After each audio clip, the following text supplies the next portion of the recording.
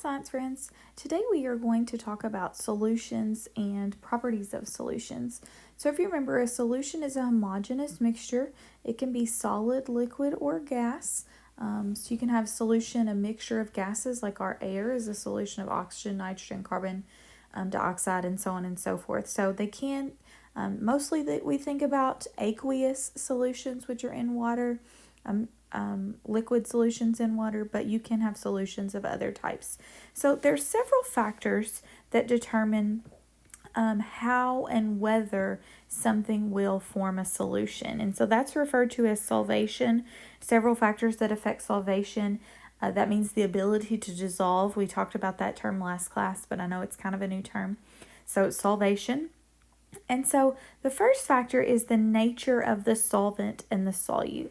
And so what I've written here is like, dissolve, like. And so that's a really important concept. So for example, polar molecules will dissolve well with polar molecules. Nonpolar molecules will dissolve well with nonpolar molecules because those are like, and like dissolves like. But what will not dissolve well is nonpolar molecules and polar molecules. Those do not dissolve well, so I'm crossing them out. They are not like one another. And so that's what I mean by nature of solvent and solute. Things that are not like do not readily dissolve one another. Okay. A couple of other factors that affect solvation are stirring, temperature, and particle size. And what I want you to know about these is that they affect the rate of solvation. Okay. This top one affects whether or not it will dissolve. But these bottom three do not affect whether or not it will dissolve. And I'll tell you in just a second what I mean by that. So stirring. Stirring increases the rate of solvation. If you are making a pitcher of tea, when you add your sugar to your hot tea, then you stir it up, right? And that helps the sugar to dissolve faster. It increases the rate of solvation because it brings those particles into contact with one another better. Remember, kinetic energy is the energy of motion. And when you stir it, you're increasing kinetic energy. They're touching one another and they're more likely to dissolve one another. But if two particles are not going to dissolve, for example, oil and water, they do not dissolve in one another, you can stir until your arm falls off and they are not going to dissolve. So it will affect the rate. Stirring is going to increase the rate, but it's not going to affect whether or not it actually dissolves. Okay? Same thing with temperature. Temperature is also going to increase the rate. If you increase the temperature, like we just said, temperature is a measure of kinetic energy. The particles are moving faster. They're more likely to come in contact with one another, and it dissolves better. If you've ever tried to dissolve sugar in cold tea with ice already in it, it doesn't dissolve nearly as well as it does when you do hot tea. Okay? So at home, I'll make my tea with sugar, but if I go to a restaurant, I might put sweet and low because sweet and low will dissolve a little bit nicer in cold tea. Sugar will dissolve nicer in hot tea, but because it's already got the ice in it in the glass, the restaurant, then put the sweet and low in it and it dissolves better. Okay? Little tip for you there. And then the next one is particle size. So decreasing the particle size increases the rate of solvation. Smaller particles are going to dissolve faster. Okay, if you've ever used sugar cubes, maybe in your coffee or tea, they don't dissolve nearly as fast as like granulated sugar, what you normally would put in there, because they're bigger particles. They have a bigger surface area and they don't dissolve fast. So particle size plays a role as well. Okay, so when we dissolve one substance or a solute into another substance, the solvent, we can produce different types of solutions. So you can have a solution that is saturated or a solution that is unsaturated. And then later at the end of the lesson, we'll talk about one that's super saturated. So when you put a solute into a solvent, you can't put it in indefinitely. Like if you put a cup of sugar in your pitcher of tea, it's going to dissolve all that sugar. But if you put 10 cups of sugar in your pitcher of tea, it wouldn't dissolve. The sugar would sit on the bottom. It can't hold that much. So the point at which the tea has the most sugar that it can hold, that is called saturated. And so the ability of a solvent to hold a solute is referred to as its solubility. Okay, so we're going to use salt, sodium chloride, and water as an example. Generally, solubility is expressed as number of grams per 100 grams of solvent. So the solubility of salt is 36.2 grams of salt, NaCl salt, per 100 grams of H2O. Okay? So that means you can put 36.2 grams of salt into 100 grams of water and it will all dissolve. If you put 36.3 grams of water, you're going to have 0.1 grams sitting on the bottom of your beaker. It's not going to dissolve in. Okay? A saturated solution is going to have that maximum amount in there, and that is at a given temperature. So this is at 25 degrees Celsius. That's like our room temperature. Remember our standard temperature and pressure, STP. That's at standard temperature, okay? That is the solubility of NaCl. An unsaturated solution contains less than that. So if it's 36.1 grams, it's unsaturated. If it's 2 grams, it's unsaturated. It doesn't matter how much it is, as long as it's less than saturated. It's called an unsaturated solution. Okay? Now, two liquids that dissolve each other are considered miscible. So I'm going to use an example of hydrogen peroxide. When you buy hydrogen peroxide at the grocery store, you usually buy it's probably a 3% solution of hydrogen peroxide.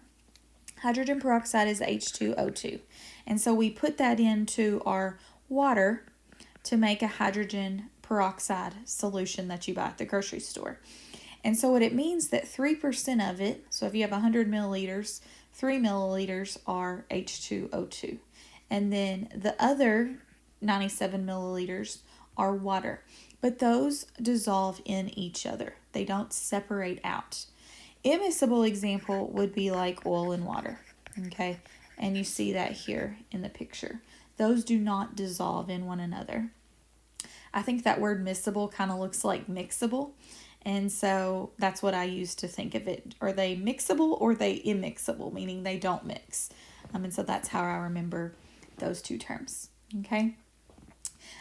Now, moving on, let's look at a couple of other factors that affect solubility. So temperature is a major factor that affects solubility. And so the solubility of most substance increases as the temperature of the solvent increases. So if we raise that temperature, then it's going to be more soluble. Just like I said with your hot tea, your sugar is going to dissolve better in your hot tea than it is in your cold tea. Okay? If we raise the temperature of the solvent, then it's going to dissolve better.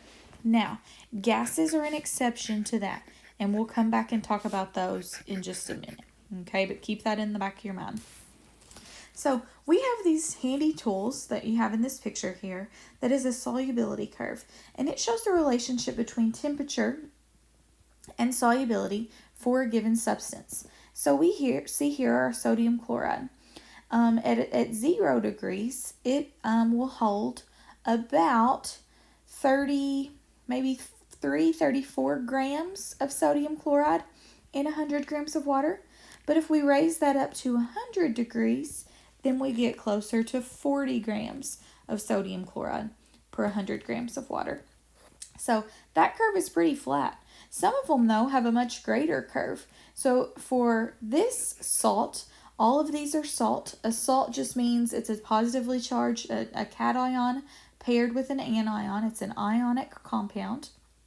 So for this one, which would be potassium nitrate, at 0 degrees, it'll only hold about maybe 13, 14 grams of sodium chloride. I'm sorry, of potassium nitrate, sorry. But at about 54 degrees, maybe, it'll hold 100 grams. So that one has a much steeper curve. But this is the solubility curve, and so you can see how much the solubility is at a certain temperature for a substance. Okay? Now, let's look at gases, because I said gases are kind of an exception to the rule. So normally we said solubility increases when temperature goes up for most things. Gases is different. The solubility is greater in colder water than in hot water. And what I want you to think about to remember this is oceans and fish. Okay? So most fish live a little bit deeper in the ocean, because deeper in the ocean the water is colder. And so it has more dissolved oxygen in it. Okay? Fish need oxygen to breathe too. But their gills have a way of extracting the oxygen that's bound up in the water.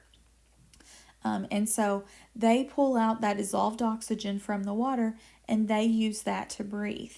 But at deeper in the water, it has a higher percentage of dissolved oxygen in the water. And so it's easier for them to breathe. Now, also in the ocean, sometimes in like where you have big power plants and other facilities and, I don't know what the word I'm using for, companies, not companies, but big corporations and big plants and stuff like that near oceans or lakes or rivers, they'll frequently take water in to the plant and use it as part of the plant, and then they'll dump that recycled water or that water back out into the ocean. And that's a problem. This can be referred to as thermal pollution, because when the water leaves, it's cool. But when they dump it down, they've used it to cool some of their machinery or whatever. And when they dump it back in, that water is really hot. And it affects the water dissolved oxygen levels of the water in that area where they're dumping it back in. That affects the fish there. That affects the plant life there. And so, just like for us, when you drop the oxygen levels in the air, like you feel like you can't breathe, right? And same thing for fish. It could potentially kill them as well. And so that is thermal pollution that happens due to plants and manufacturing companies and stuff like that. Okay, so think about the fish. They survive better a little bit deeper because solubility of gas, oxygen in the water is greater in colder temperature, and it's not as soluble in hotter water. Okay, the next one, gas solubility increases as the partial pressure of that gas increases. So I want you to think about a carbonated beverage like a Coke in a 20-ounce bottle or something like that. So when you open up a new Coke, when you unscrew the lid, you kind of get that psh sound. And that is the pressure that's being released. When they bottle them in the company, there is a pressure there from the gas that's put in there that, that gas fills the space between the top of your Coke and the lid of your Coke, the top of the liquid and the lid of your Coke. That is a gas that is pressurized in there. And when you unscrew that lid, you get that psh, and the gas is released, okay? And your Coke tastes really fizzy at first. If you pour it over ice, it'll foam up. It's very carbonated because it has been under high pressure, and so there's a lot of carbonation in the Coke, okay? Now, let's fast forward to tomorrow, and you left the lid off overnight. What happens when you go to sip that drink or pour that Coke in a cup? Is it still fizzy? No, it's not. It's flat, right? Because the partial pressure has been decreased. There's essentially no pressure there anymore because you didn't put the lid back on, and you didn't, that gas pressure is like one with the room. It's not pressurized anymore. So if you can think about those carbonated beverages and they have pressure, lid equals increased pressure equals fizzy because of the gas solubility. Okay, the gases are more soluble when there's a higher pressure. Okay, decreased pressure equals low solubility, and your drink is flat. Okay, so hopefully that will help you to remember there as well. So we use Henry's law to tell us about solubility of a gas in a liquid at a certain pressure. And so Henry's law tells us that the solubility is directly proportional to the pressure at a given temperature. So if the temperature does not change, okay? So if you increase the pressure, you increase solubility. So remember that when you go to work these problems. And that's kind of a way that you can check your answers. So let's look at this one together. If the solubility of a gas in water is 0.77 grams per liter at 3.5 atm of pressure, so we're going to do S1 over P1 equals S2 over P2. So our first solubility is 0.77 grams per liter at 3.5 atm of pressure. What is the solubility in grams per liter? So that's going to be our S2 at 1 atm of pressure. Okay, so remember when we do these, we just cross multiply. So when I cross multiply, that's going to give me 0.77 because it's 77 times 1. ATM times gram per liter is equal to 3.5 ATM times S2. Okay, so if I divide both sides by 3.5 ATM, I'll get S2 over here. My ATMs will cross out. And I think if I divide this, if I do it correctly, I get 0.22 grams per liter. Okay, I'm going to rewrite that up here because I got a little scrunch up down there. All right. And that is how you do that problem. Okay, pretty easy. Set it up a lot like some of those other gas laws that we did back before Christmas. Okay, and so what we see here, when the pressure went down from 3.5 atm to 1 atm, our solubility also went down from 0.77 to 0.22. Just like I said right here it would. If you increase the pressure, you increase the solubility. If you decrease the pressure, you decrease the solubility. And so that's kind of a second way to go back and check. Okay? Now, let's go ahead and look at this second one. You can pause for a second and then we'll look at it together. So pause now and then we'll come back. So I think if you work this one out, you should get 0.44 grams per liter. And that is the correct answer there. So you multiply your 0.16 by your 288 and then divide that by 104. And you should get 0.44 grams per liter. Now, on these, you always have to make sure that the pressure is in the same unit. So both of those were in kPa, so that's fine. But remember, you could have it in kPa, you could have it in torr, you could have it in atmospheres, and so you need to be able to convert between those. So you have that half sheet from our gas laws unit that you could need to pull out to reference for that assignment, okay? So just bear that in mind. The last thing I want to talk to you today is about the supersaturated solutions. So in a supersaturated solution, what happens is you have more solute than a solution should technically hold for that temperature. So how we achieve a supersaturated solution is basically you take a saturated solution, okay? It's got the maximum it can hold, and you heat it up just a little bit, okay? Now, when you heat it up, it's going to be able to hold more. So when you heat it up, technically it's going to be unsaturated again. Okay, so then you're going to have to add a little bit more and make it saturated. All right.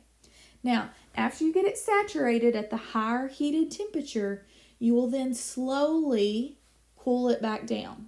Okay, and that is going to be a super saturated solution. Okay, Sometimes the solute won't precipitate out. And so if it's holding more than it technically should hold at a given temperature, that's a super saturated solution. Sometimes you'll see crystals start to grow. If any of y'all have had those, I'm sure you've had them before. Those rock candies, they're like old-fashioned rock candy that like they put them on a fancy stick and they're kind of like a little popsicle thing. I don't know if you know what I'm talking about. Sometimes you can get them at like old general stores or whatever. But those are made using kind of the idea of a super saturated solution. They cook it, heat it up really high, and then slowly cool it back down. Okay? So that's all for today. You have a solubility worksheet as well as some calculations with Henry's Law. So let me know if you have any questions, and if not, then you'll have a great day.